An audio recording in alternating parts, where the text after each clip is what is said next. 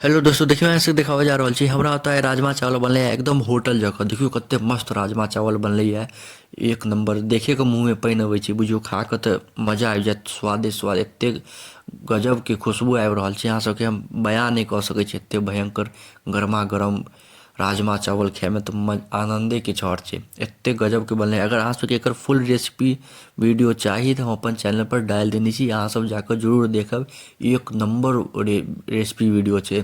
ओहिमे step by step हम बतेने छियै जे केना बनायल जाइ छै। अहाँ सब तुरंत ओहिमे, अगर अहाँ सबके नहीं बनाबऽ अबैत हैत तो तुरंत ओहिमे सीख जायब।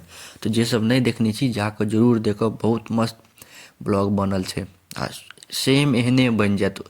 एक नंबर वीडियो बनल छै, तऽ अहाँ सब जाकर जरूर देखब। तो देखियो एकदम बढ़िया गरम गरम भात पर गरम गरम राजमा के सब्जी ढारि देलियै। अब बस एकरा तते गरम छै बुझियौ उठायले नहि होइ छै, करे नहि। देखियो एक नंबर मुँह में तऽ हमरा पानि आबि रहल यऽ। तऽ चलू हम जाइ छी खाय ले, आस पास मिलै छी बाद में। धन्यवाद।